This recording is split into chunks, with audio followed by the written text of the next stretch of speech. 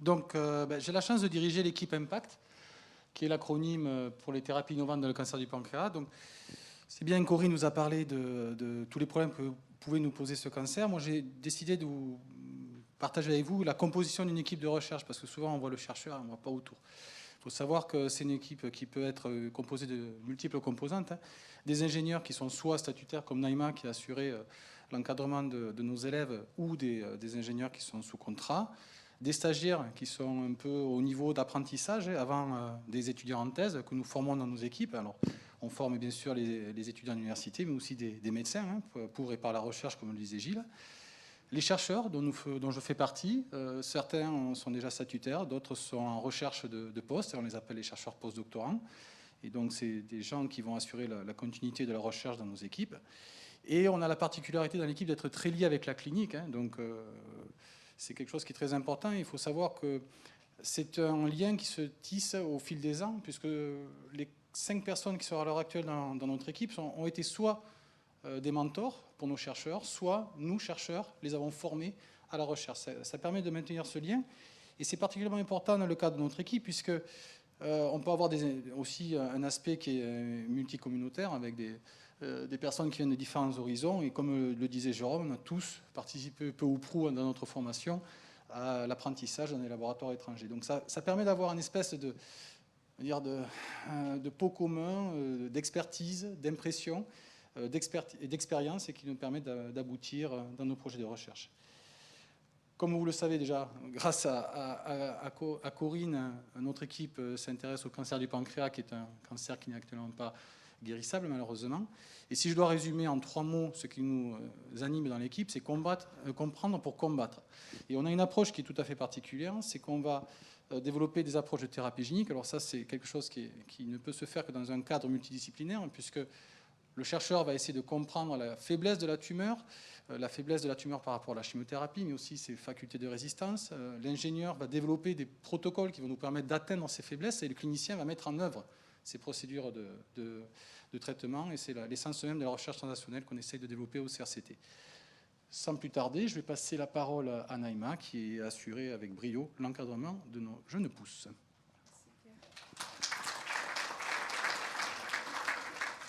Bonjour à tous. Alors, comme vous l'a précisé Pierre, dans l'équipe, nous nous intéressons à développer de nouveaux outils thérapeutiques pour traiter le cancer du pancréas. Donc, actuellement, nous menons en collaboration avec l'Institut universitaire du cancer un essai thérapeutique, un traitement de thérapie génique qui a pour objectif donc de sensibiliser les tumeurs pancréatiques au traitement par chimiothérapie. Alors, en quoi consistait cet essai thérapeutique ? Les patients ont reçu directement sous endoscopie dans la tumeur un gène médicament auquel on a associé la chimiothérapie de référence. À la suite de cette première phase d'étude, les résultats que nous avons obtenus nous ont permis d'identifier 2 populations de patients, des patients qui avaient bien répondu au traitement et dont le taux de survie était de 550 jours, et une deuxième population de patients qui n'avaient pas répondu au traitement. Alors, comment expliquer cette différence de réponse au traitement ? Nous avons procédé à l'analyse du contenu en protéines dans le sang de ces patients grâce à une technique de spectroscopie de masse. Les résultats de l'analyse protéomique du patient de ces 2 populations de sang nous ont donc montré que chez la population des patients non répondeurs, il y avait une élévation importante d'une protéine appelée clusterine, significativement beaucoup plus élevée par rapport à la population des patients qui avaient répondu au traitement. Alors, au vu de ces résultats, nous nous sommes tout naturellement posé la question de savoir si la protéine clusterine participait à la résistance des patients traités par thérapie génique et chimiothérapie. Je vais laisser la parole à nos apprentis chercheurs, Paul, Maxime et Anna, qui vont vous exposer la stratégie scientifique que nous avons adoptée pour répondre à cette question et qui vous exposeront leurs résultats dans le cadre de ce projet de recherche. Je vous remercie.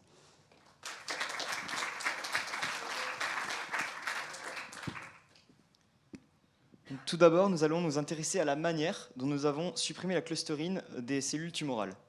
Nous avons pour cela utilisé des vecteurs viraux pour augmenter l'expression du gène DCK du produit de thérapie génique et pour inhiber l'expression de la protéine clustérine, donc qui est notre gène cible. Nous avons ensuite validé les lignées cellulaires obtenues par 2 techniques complémentaires, que sont donc la mesure de l'expression des ARN messagers par RT-PCR quantitative et par mesure de l'expression des protéines par la technique de Western blot. Le graphique présenté ici montre une très forte diminution de l'ARN messager codant pour la clustérine, comme l'indiquent les flèches vertes. Et le second graphique nous montre une très forte augmentation du gène codant pour la protéine DCK. Nous avons ensuite continué nos études par des expériences de Western blot à l'aide d'anticorps reconnaissant spécifiquement la protéine clustérine ou la protéine DCK. La détection de la protéine actine sert de témoin interne. Les résultats nous montrent que l'expression de la clustérine est très diminuée, comme le montrent les flèches vertes, alors que la DCK est surexprimée, comme le montrent les flèches rouges.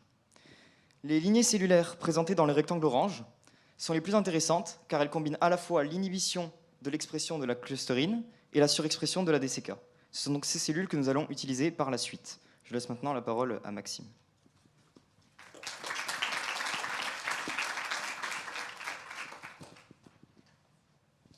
La question suivante est de savoir comment mesurer l'impact de la perte de clustérine sur la prolifération cancéreuse.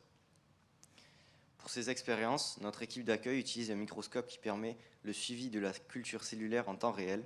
Nous avons donc cultivé les cellules modifiées pour sous-exprimer la clustérine ou surexprimer la DCK en présence ou non de chimiothérapie 48 heures après l'ensemencement. Voici un film caractéristique des cellules témoins qui ne souffrent pas du traitement.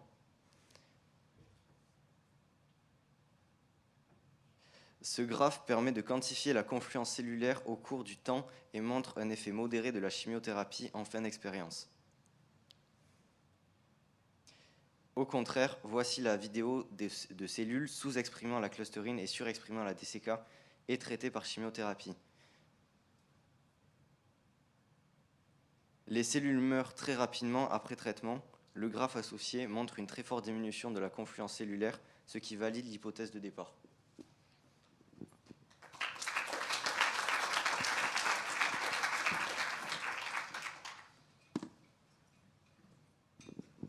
Donc, en conclusion, nous avons développé un modèle cellulaire cancéreux pancréatique associant thérapie génique et inhibition de la clustérine.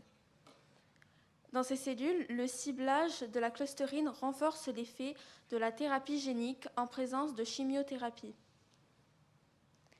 En perspective, à court terme, ces travaux seront bientôt suivis d'une preuve de concept in vivo. Et à long terme, vers une nouvelle stratégie de thérapie génique anticancéreuse. Donc, de la part de moi et mes camarades, nous remercions le CRCT de nous avoir accueillis cette année et nous remercions le lycée de Pierre Fernade à Toulouse et le collège Jules Vallès de Portet-sur-Garonne de nous avoir offert cette opportunité. Merci.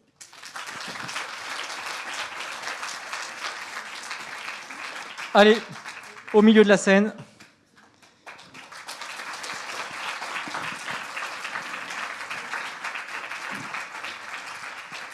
Ah, celui-là, je l'adore. Merci beaucoup.